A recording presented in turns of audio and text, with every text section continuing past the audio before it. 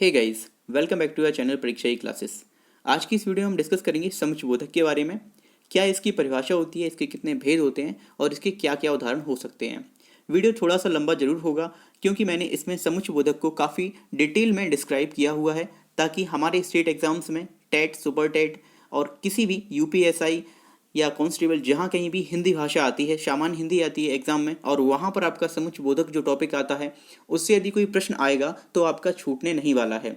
इसलिए मैंने इसे समुच्चयबोधक को इस वीडियो में थोड़ा डिटेल में डिस्कस किया है। इससे पहले मैं आपको बता दूं, शब्दों को विकार के आधार पर दो भागों में बांटा जाता है, विकारी और अभिकारी।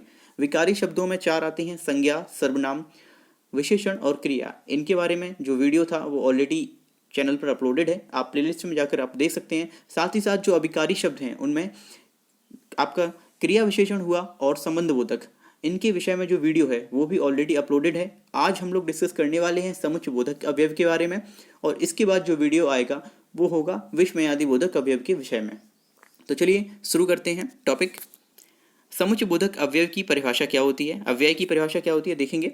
ऐसे शब्द जो दो या दो से अधिक शब्द, वाक्य या वाक्यांशों को जोड़ने का काम करते हैं। ठीक है, ज्वाइनिंग, इनको इसीलिए कंजंक्शन कहा जाता है इंग्लिश में, क्योंकि ये ज्वाइंट करते हैं, ज्वाइनिंग वर्ड्स होते हैं। तो ये जो शब्द हैं ये समुच्चयबोधक कहलाते हैं। इन समुच्चयबोधक शब्दों को योजक भी कहा जाता है, इनको योजक भी कहते हैं हम लोग। देखिए कौन कौन से ये शब्द होते हैं: और, व, एवं, तथा, या, किंतु, अथवा, परंतु, की, क्योंकि, जो की, ताकि, हालांकि, लेकिन, अतः, इसलिए। ये जो शब्द हैं ये हमारे समुच्चयबोधक अवयव के अंतर्गत आते हैं और इनको ही हम समुच्चयबोधक अवयव कहते हैं। देखिए, क्योंकि इनमें एक रीजन है, इनमें विकार उत्पन्न नहीं किया जा सकता, परंतु को या परंती नहीं बोल सकते हैं या परांतु नहीं बोल सकते हैं। इनमें किसी भी तरह का कोई भी विकार उत्पन्न नहीं किया जा सकता है, इसलिए ही इनको अविकारी में रखा गया है और समुच्चयबोधक अवयव एक अविकारी का ही पार्ट है। अब देखेंगे कुछ उदाहरण, जैसे आयुष ने कड़ी मेहनत की और वह सफल हुआ। यहाँ पर आयुष ने कड़ी मेहनत की और वह सफल हुआ, तो ये जो और शब्द है ये यहाँ पर समुच्चयबोधक अवयव का काम कर रहा है। इसी तरह से उषा बहुत तेज दौड़ी लेकिन प्रथम नहीं आ सकी, तो यहाँ पर जो लेकिन शब्द है ये भी एक समुच्चयबोधक अव्यय का काम कर रहा है। आगे तीसरा उदाहरण है, बेशक उसने पैसा कमाया परंतु रहा तो कंजूस ही। देखिए यहाँ पर जो परंतु है ये भी एक अव्यय के रूप में काम कर रहा है, क्योंकि हम ये जान चुके हैं ऊपर ये जो शब्द जितने भी आएंगे ये सभी क्या होंगे, ये समुच्चयबोधक अव्यय होंगे। इसका रीजन ये है कि ये दोनों सेंटेंस और वर्ड इनको क्या ज्वाइन कर रहे हैं। आगे है, देखिए अगला उदाहरण, तुम सभी वहां जा सकते हो लेकिन मैं नहीं, या किंतु मैं नहीं। तो ये जो किंतु वर्ड है इन दोनों वाक्यों को क्या कर रहा है, जोड़ रहा है, इसलिए यहाँ पर ये क्या हो जाएगा, समुच्चयबोधक अव्यय। इसके बाद अगला उदाहरण है, विकास और तुषार बहुत अच्छे दोस्त हैं। यहाँ पर ये दो शब्दों को जोड़ने का काम कर रहा है, जैसे विकास और तुषार दो शब्द हैं तो यहाँ पर और शब्द के द्वारा इनको जोड़ा जा रहा है, इसलिए यहाँ पर और भी एक समुच्चयबोधक अव्यय हो जाएगा। आगे देखेंगे समुच्चयबोधक अव्यय के भेद कितने होते हैं। तो देखिए मेन रूप से जो समुच्चयबोधक अव्यय हैं उनको दो भागों में बांटा जाता है। कौन कौन से? समानाधिकरण समुच्चयबोधक, व्यधिकरण समुच्चयबोधक। तो देखिए समानाधिकरण समुच्चयबोधक क्या होते हैं, सबसे पहले हम इनको जानेंगे। तो ऐसे समुच्चयबोधक शब्द जो समान वाक्य, वाक्यांशों को जोड़ने का काम करते हैं, समान वाक्य और वाक्यांशों को जोड़ने का काम करते हैं, तो उनको हम समानाधिकरण समुच्चयबोधक शब्द कहते हैं। ठीक है, ये शब्द कहलाते हैं, या इनको समानाधिकरण समुच्चयबोधक अव्यय भी कहते हैं। जैसे ये कौन कौन से शब्द होते हैं देख लेंगे जरा, और हुआ, तथा, तो, इत्यादि। ये जो तीन वर्ण हैं, ये तीन शब्द हैं, ये तीन शब्द समानाधिकरण समुच्चयबोधक कहलाते हैं। देखें किस तरह से यहाँ पे कहा गया कि जो समान शब्द वाक्य को जोड़ रहे हैं या वाक्यांशों को जोड़ रहे हैं। तो राम और लक्ष्मण, आप देखेंगे पहले उदाहरण में जो राम है और लक्ष्मण है ये दोनों क्या हैं, ये संज्ञा है यानी नाउन है। तो इन दोनों नाउन को जोड़ने का काम कर रहा है, और तो यहाँ पर ये समान वाक्यांश है ना, नाउन ही है, नाउन ये भी है, इसलिए यहाँ पर ये समानाधिकरण समुच्चयबोधक होगा। अगला देखेंगे, तुम चले जाओगे तो मैं क्या करूँगा। अब देखिए तुम चले जाओगे ये एक सेंटेंस हो गया, एक वाक्य हो गया।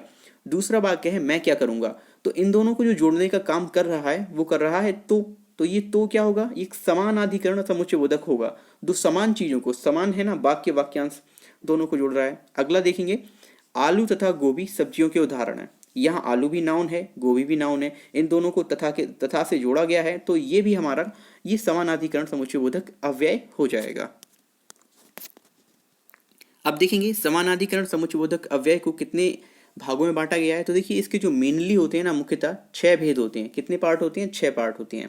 पहला है इसमें संयोजक समानाधिकरण समुच्चयबोधक, दूसरा विभाजक समानाधिकरण समुच्चयबोधक, तीसरा विकल्प सूचक, चौथा ब्रोध दर्शक, पांचवा है आपका परिमाण दर्शक और छठा है आपका वियोजन समानाधिकरण समुच्चयबोधक। अब देखेंगे इनको हम एक एक से डिस्कस कर लेंगे, सारे पार्ट्स को, जितने भी 6 पार्ट हैं इसके समानाधिकरण के। संयोजक समानाधिकरण समुच्चयबोधक अव्यय देखेंगे ऐसे शब्द जो 2 या 2 से अधिक वाक्यों को आपस में परस्पर जोड़ने का काम करते हैं। किसको? 2 या 2 से अधिक वाक्यों को। ये शब्द क्या कहलाते हैं? संयोजक समानाधिकरण समुच्चयबोधक अव्यय शब्द कहलाते हैं। इनमें कौन कौन से आएंगे? तो भी, वा, और, तथा, एवं आदि, ये जो 5 वर्ड हैं, शब्द हैं, ये आपके संयोजक होते हैं। संयोजक समानाधिकरण समुच्चयबोधक, आप संयोजन कर रहे हैं, 2 चीजों को जोड़ रहे हैं। देखिए आगे उदाहरण देखेंगे इसके। राम और मोहन भाई हैं, तो राम और मोहन को जोड़ने वाला शब्द क्या हुआ? और हुआ ना, तो ये और क्या हो जाएगा यहाँ पर? संयोजक समानाधिकरण समुच्चयबोधक अव्यय कहलाएगा। दूसरा उदाहरण देखेंगे इसका। आलू तथा गोभी सब्जियों के उदाहरण हैं। यहाँ पर भी तथा आलू और गोभी को जोड़ रहा है, तो ये दोनों क्या है? समान है ना, समान आपकी संयोजक कर रहे हैं, संयोजक शब्द है ये। आलू और गोभी नाउन है, तथा आपका संयोजक है, तो इसलिए यहाँ पर संयोजक समानाधिकरण समुच्चयबोधक कहलाएगा। अगला उदाहरण देखेंगे इसी तरह। बड़े एवं छोटे सभी को प्यार करना चाहिए, चाहे बड़े हों चाहे छोटे हों, 2 समान चीजों को जोड़ रहा है ना, तो यहाँ पर एवं आया है, ये भी आपका संयोजक हो जाएगा। इसके बाद तुम वहां आना और उस व्यक्ति से बात करना, मतलब आपको वहां पहुंचना है और उस व्यक्ति से बात भी करना है, तो ये दोनों बातों को जोड़ने का काम कर रहा है, और ये आपके कहलाएंगे संयोजक समानाधिकरण समुच्चयबोधक। ठीक है, इसका जो अगला पार्ट है ये है विभाजक या वियोजक समानाधिकरण समुच्चयबोधक अव्यय। अब देखेंगे ये कौन कौन से होते हैं।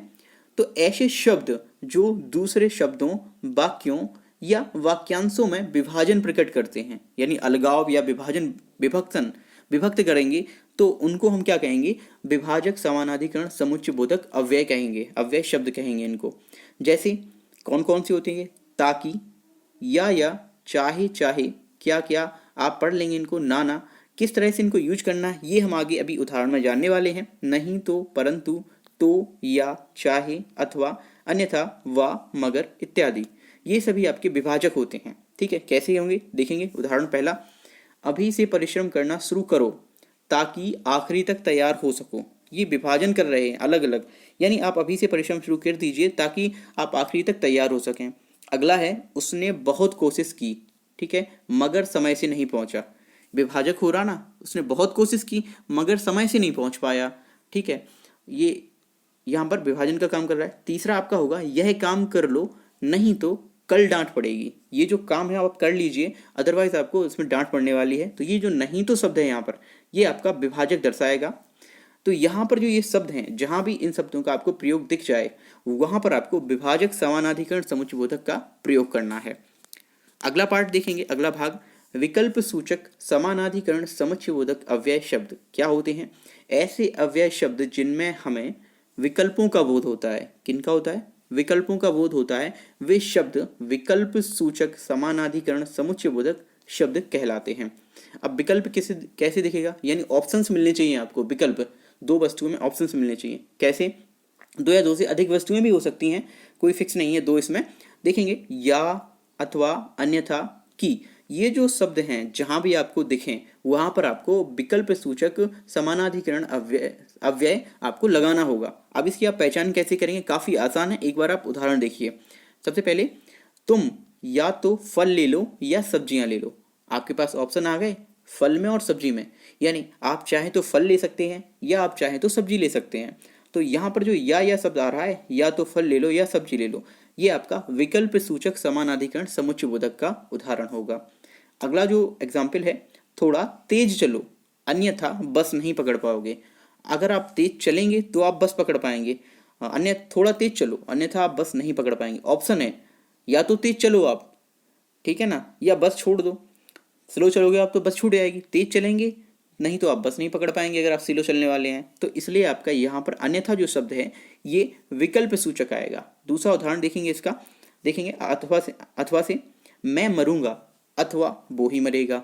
क्या है, या तो मैं मरूंगा या वो मरेगा, कोई एक मरेगा, विकल्प है यहाँ पर, दोनों नहीं मरेंगे, कोई एक ही मरेगा। तो ये जो आपके शब्द जहां पर भी दिख जाएं वहां पर आपको विकल्प सूचक समानाधिकरण समुच्चयबोधक अव्यय ये लगाना होगा। वैसे आपको एग्जाम्स में जो आपका मॉडरेट लेवल के एग्जाम जितने भी होते हैं उनमें आपका केवल और केवल समानाधिकरण और व्यधिकरण जो मुख्य मुख्य इसके भाग हैं उनके विषय में पूछ लिया जाता है। लेकिन यदि आपसे किसी भी एग्जाम में डिटेल में भी पूछे तो आप इसको लगा सकते हैं। इसीलिए मैंने इस वीडियो को इतना डिटेल में डिस्क्राइब किया है ताकि कोई भी आपका प्रश्न ना छूटे। अगला चौथा प्रकार है विरोध सूचक समानाधिकरण समुच्चयबोधक। सबसे अच्छी बात यह है इसमें विरोध आपको दिखेगा। वैसे तो सारे ही जो समानाधिकरण समुच्चयबोधक के अव्यय के भेद हैं उन सब में ही नाम से ही स्पष्ट हो रहा है, यहाँ पर भी आपको बिल्कुल सीधा दिखेगा विरोध। देखिए कैसे, ऐसे शब्द जो दो विरोधी कथन या फिर दो वाक्य या उपवाक्यों को जोड़ने का काम करते हैं तो ऐसे शब्द विरोध सूचक समानाधिकरण समुच्चयबोधक शब्द कहलाते हैं। जैसे देखेंगे वरन, पर, परंतु, किंतु, मगर, बल्कि, लेकिन इत्यादि। जहां पर आपको ये शब्द दिख जाए वहां आपको विरोध दिखेगा, विरोध सूचक समानाधिकरण समुच्चयबोधक अव्यय आपको वहां पर दिख जाएगा। देखेंगे कुछ उदाहरण इसके। कशिश ने बहुत कोशिश की परंतु उसे बचा नहीं सकी। ये विरोधाभास हो रहा है ना, विरोध का आभास हो रहा है। यानी कशिश ने बहुत कोशिश की लेकिन फिर भी नहीं बचा सकी वो उसे, तो यहाँ पर विरोध हो रहा ना, विरोध का जो हमें आभास हो रहा है, इसीलिए यहाँ पर विरोध सूचक समानाधिकरण समुच्चयबोधक होगा। देखिए परंतु शब्द का यूज किया गया है यहाँ पर। दूसरा आप देखेंगे सोहन ने तेजी दिखाई लेकिन प्रथम नहीं आ सका। किसी रनिंग में, दौड़ में सोहन ने काफी तेजी दिखाई लेकिन फिर भी प्रथम नहीं आ सका, तो ये विरोध हुआ ना, ये तेजी भी दिखाई फिर भी प्रथम नहीं आ पाया, तो एक दूसरे के विरोध का आभास हो रहा है इसमें, इसलिए यहाँ पर आपका विरोध सूचक समानाधिकरण समुच्चयबोधक अव्यय हो जाएगा। सेम इसी तरह अगला ऑप्शन है, अगला जो हमारा उदाहरण है, अच्छा हो या बुरा पर मुझे यह काम करना है। चाहे यह काम अच्छा हो चाहे बुरा हो, मुझे यह काम तो करना है। तो यहाँ पे जो पर शब्द है ये विरोध ही तो दिखा रहा है। अच्छा और बुरा एक दूसरे के विरोधी हैं या नहीं है, विलोम है, अपोजिट है, तो यहाँ पर शब्द का यूज किया गया है जो आपका विरोध दर्शाएगा। अगला उदाहरण है, हमें इससे डर लगता है किंतु ये सबसे आसान भी है। देखिए किसी चीज से आपको डर भी लग रहा है और वो आपके लिए आसान भी है, तो ये एक दूसरे के अपोजिट हुए ना, एक दूसरे में विरोध दिखा रहे हैं ना, विरोध की स्थिति उत्पन्न हो रही है कि इससे आपको डर भी लग रहा है और ये आसान भी है। तो यहाँ पर आपके विरोध सूचक समानाधिकरण समुच्चयबोधक हो जाएगा जहां भी आपको ये सारे शब्द दिख जाएंगे।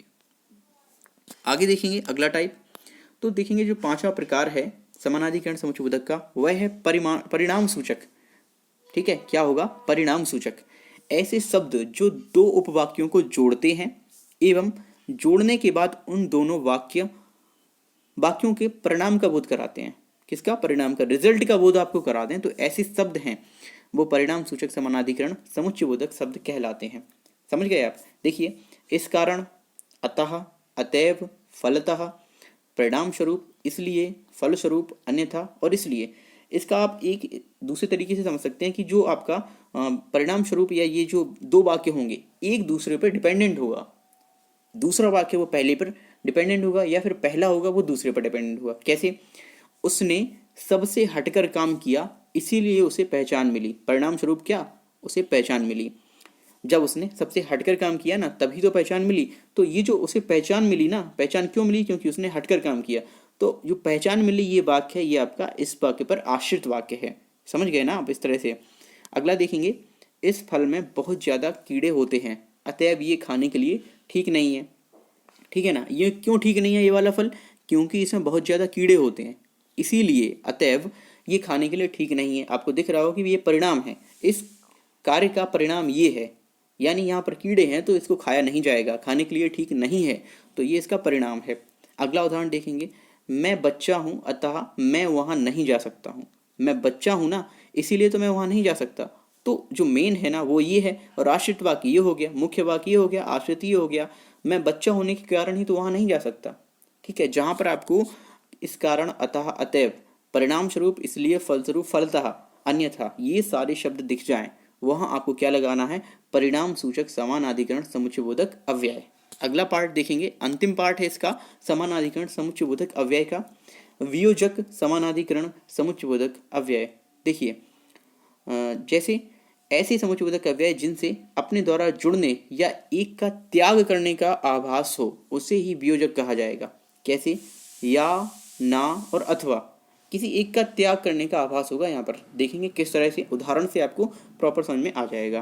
पहला उदाहरण है श्याम अथवा राम में से ही कोई यहाँ आया था। क्या? या तो श्याम आया था या भाई राम आया था, इन दोनों में से एक आपको चीज विशेष रूप से याद रखनी है। आपको या, ना और अथवा ये विशेष रूप से याद रखने होंगे, वियोजक समानाधिकरण समुच्चयबोधक में आएंगे। ठीक है, ये आपको जहां भी दिख जाए ये शब्द, वहां आपको यही लगाना है, वियोजक समानाधिकरण समुच्चयबोधक अव्यय। दूसरा उदाहरण देख लेंगे, ना तो तुमने और ना ही तुम्हारे दोस्त ने वहां जाने की हिम्मत दिखाई। देखिए, ना तो तुमने दिखाई और ना ही तुम्हारे दोस्त ने दिखाई। ये जो शब्द देख रहे हैं ना आप, ना शब्द, ये आ गया यहाँ पर, ना तो तुमने और ना ही तुम्हारे दोस्त ने, यानी तुम दोनों में से कोई वहां नहीं गया, किसी ने वहां जाने की हिम्मत नहीं दिखाई। इसलिए यहाँ पर आपको वियोजक समानाधिकरण समुच्चयबोधक शब्दों का प्रयोग किया गया है, तो ये आपका वियोजक समानाधिकरण समुच्चयबोधक अव्यय हो जाएगा। अगला देखेंगे, आपके जो समानाधिकरण समुच्चयबोधक अव्यय थे उनके जो 6 पार्ट थे वो हम डिस्कस कर चुके हैं। अब देखेंगे जो दूसरा है समुच्चयबोधक अव्यय का भाग, समानाधिकरण और दूसरा था व्यधिकरण। तो अब बात करेंगे व्यधिकरण समुच्चयबोधक अव्यय की। अब ये क्या होता है, इसकी परिभाषा देख लेते हैं एक बार। ऐसे शब्द जो किसी वाक्य के प्रधान और आश्रित उपवाक्यों को परस्पर जोड़ने का काम करते हैं वे शब्द व्यधिकरण समुच्चयबोधक कहलाते हैं। इसलिए, यद्यपि, तथापि आदि ये इनके शब्द हैं। इनको आप संयोजक शब्द भी बोल सकते हैं। संयोजक शब्द तो ये हैं ही आपके, इसलिए, यद्यपि और तथापि इसकी पहचान हो जाएंगे। किस तरह से, देखिए अब इसके पार्ट देख लेते हैं। तो व्यधिकरण समुच्चयबोधक जो है ना उसको 4 भागों में बांटा गया है मेन रूप से। कौन कौन से हैं? पहला है आपका कारण सूचक व्यधिकरण समुच्चयबोधक, दूसरा है संकेत सूचक व्याधिकरण समुच्चयबोधक, तीसरा है उद्देश्य सूचक व्याधिकरण समुच्चयबोधक अव्यय और चौथा है आपका स्वरूप सूचक व्याधिकरण समुच्चयबोधक अव्यय। अब हम एक एक से इन सारे जो टाइप हैं, चारों टाइप, इनको हम जान लेंगे। तो पहला जो टाइप है वो है कारण सूचक व्यधिकरण समुच्चयबोधक अव्यय। देखिए इसकी परिभाषा क्या होती है, इन शब्दों से दो जुड़े हुए वाक्यों में हो रहे काम के कारण का पता चलता है, यानी जो दूसरा वाक्य है वो पहले वाक्य का समर्थन करेगा और ये हमें कारण का बोध कराएगा। इसे कारणवाचक व्यधिकरण समुच्चयबोधक भी कहते हैं, इसीलिए कहते हैं इसको। देखेंगे जैसे क्योंकि, चूंकि, इसलिए, कि, इस कारण, इसलिए, चूंकि, ताकि और की, ये शब्द आएंगे, इसकी पहचान कराएंगे। देखेंगे किस तरह से, उदाहरण में, तुम वहां नहीं जा सकते क्योंकि तुम अभी बच्चे हो। आपको ये उदाहरण वियोजक में भी मिला था और ये आपको कारण सूचक व्यधिकरण समुच्चयबोधक में भी मिला है। इसमें आपको अंतर समझना है। तुम वहां नहीं जा सकते क्योंकि तुम अभी बच्चे हो, दोनों ही सेम हैं थोड़े से, बस इनमें काफी छोटा सा अंतर है। क्या है? दो जुड़े वाक्यों में हो रहे काम के कारण का पता चलेगा। इसमें जो दूसरा वाक्य है वो पहले वाक्य का समर्थन करेगा। लगभग आप समान इसको कह सकते हो। देखिए अगला है, तुम, वह बहुत सुशील है इसलिए मुझे पसंद है। वह बहुत सुशील है इसीलिए मुझे पसंद है। सुशील है वो तभी तो मुझे पसंद है। तो ये आपका जो है ना, ये आपका कारण सूचक हो जाएगा। कारण है कि वह बहुत सुशील है इसलिए मुझे पसंद है। अगला उदाहरण है, तुम लेट जाओ ताकि मैं उठ सकूं। यानी अगर तुम लेट जाओ तब मैं उठ जाऊंगा। तो इसका कारण क्या होगा? देखो, तुम्हारे लेटना होगा तभी हमको उठना होगा, तभी हम उठेंगे, मैं उठ सकूं। तो ये आपका कारण सूचक व्यधिकरण समुच्चयबोधक हो जाएगा। अगला देखेंगे टाइप इसका संकेत सूचक। आपको संकेत देगा किस तरह से, जब किन्हीं दो वाक्यों में से पूर्ण वाक्य की घटना से उत्तर वाक्य की घटना का संकेत मिले, उन वाक्यों में जो समुच्चयबोधक शब्द प्रयोग किए जाते हैं उन्हें संकेत सूचक व्यधिकरण समुच्चयबोधक कहते हैं। जैसे यदि, तो, तथापि, जा, यद्यपि, परंतु। अब आप उदाहरण देखेंगे तो आपको समझ आएगा कैसे। पहला है, जिंदगी में सफल होना है तो मेहनत करो। यदि आप जिंदगी में सफल होना चाहते हैं तो आपको क्या करनी चाहिए? मेहनत करनी चाहिए। दूसरा, अगर मुझे वह नहीं मिला तो मैं वापस आ जाऊंगा, है ना। ये जो पूर्ण वाक्य है ये इसका क्या है? उत्तर वाक्य है। यदि वह मुझे नहीं मिला तो मैं क्या करूंगा? वापस आ जाऊंगा। यहाँ पर आपको क्या मिल रहा है? संकेत मिल रहा है। तो ये जो सारे शब्द हैं ये संकेत सूचक व्यधिकरण समुच्चयबोधक अव्यय की भेद हो जाएंगे। ये इसके टाइप इसके अंदर ही आएंगे, तो ये आपको पता चल जाएगा कि यहाँ पर संकेत सूचक व्यधिकरण है। अगला टाइप देखेंगे इसका उद्देश्यवाचक व्यधिकरण समुच्चयबोधक अव्यय। कौन से होते हैं? ऐसे शब्द जो किन्हीं दो वाक्यों को जोड़कर उनका उद्देश्य प्रकट करते हैं, वे शब्द उद्देश्यवाचक व्यधिकरण समुच्चयबोधक कहलाते हैं। ये शब्द कौन कौन से हैं? ताकि, की, जो, इसलिए की, जिससे इत्यादि। ये शब्द हैं, ये उद्देश्यवाचक होते हैं। देखेंगे किस तरह से। तुम यहाँ से चले जाओ ताकि वह आ सके, उद्देश्य है ना, तुम यहाँ से जाओ ताकि वह आ सके, उद्देश्य क्या है कि वह आ सके, पर तुम जाओ ना तभी तो वह आएगा। दूसरा है तुम मेरी सहायता करो जिससे मुझे तुम अच्छे लगो, यदि तुम मेरी मतलब तुम मेरी सहायता करो ताकि तुम मुझे अच्छे लगो, तो यहाँ पर ये आपका क्या हो जाएगा? उद्देश्य ये है कि तुम मुझे अच्छे लगो। अगला तीसरा उदाहरण है, मैंने यह सब इसलिए किया कि वह जल्दी आए। मैंने यह सब किस लिए किया? क्या उद्देश्य था मेरा ये सब करने का? कि वह जल्दी आए। समझ गए आप? तो यहाँ पर क्या होगा? उद्देश्यवाचक व्यधिकरण समुच्चयबोधक अव्यय। अगला देखेंगे, लास्ट टाइप है इसका, लास्ट प्रकार है स्वरूपवाचक व्यधिकरण समुच्चय बोधक। ऐसे समुच्चय बोधक शब्द जिनसे स्पष्टीकरण होती है या होता है, यानी जिन शब्दों से मुख्य वाक्य का अर्थ स्पष्ट होता है, वे शब्द आपके स्वरूपवाचक व्यधिकरण समुच्चय बोधक शब्द कहलाते हैं। क्या हो रहा है? मुख्य वाक्य का अर्थ स्पष्ट होगा इन शब्दों से, यानी कि, अर्थात, ये अर्थात है, मानो, जैसे, आदि। ये जो शब्द यहाँ आएंगे वो आपका स्वरूपवाचक दिखाएंगे। किस तरह से? उदाहरण देखेंगे, तुम्हारा चेहरा ऐसा लग रहा है जैसे कि कोई चांद हो। तुम्हारा चेहरा है वो ऐसा लग रहा जैसे कि कोई चांद हो। मुख्य वाक्य का क्या अर्थ दिखा रहा है? तुम्हारा चेहरा चांद की तरह लग रहा है, ऐसा लग रहा है जैसे कि कोई चांद हो। उदाहरण दूसरा देखेंगे, 7 दिन यानी 1 सप्ताह मुझे वहां रुकना पड़ेगा। कितने दिन रुकना पड़ेगा? 7 दिन। इसका अर्थ क्या होता है? इसको हम एक सप्ताह भी तो बोलते हैं। तो 7 दिन यानी 1 सप्ताह मुझे वहां रुकना पड़ेगा। पहले वाक्य का अर्थ स्पष्ट हो रहा है ना, यहाँ पर 1 सप्ताह, तो यानी हो जाएगा। या फिर इसको उल्टा कर सकते थे, 1 सप्ताह यानी 7 दिन मुझे वहां रुकना पड़ेगा, तो यहाँ पर भी आपका स्वरूपवाचक व्यधिकरण समुच्चयबोधक हो जाएगा। और इस समुच्चयबोधक अव्यय की ये पहचान होगी स्वरूपवाचक की।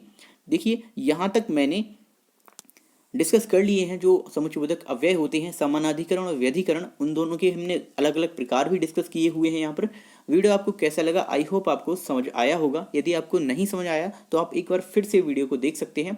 वीडियो को लाइक, शेयर और कमेंट जरूर कीजिए आपको वीडियो कैसा लगा। साथ ही साथ उन सभी लोगों के साथ इस वीडियो और इस प्लेलिस्ट को शेयर कीजिए जो किसी भी ऐसे एग्जाम की तैयारी कर रहे हैं जहाँ पर सामान्य हिंदी एक विषय के रूप में आता है और वो अपनी हिंदी को बेहतर करना चाहते हैं, तो इन वीडियोस को आप उनको सजेस्ट कर सकते हैं। Thanks for watching this video. मिलते हैं अगली वीडियो में।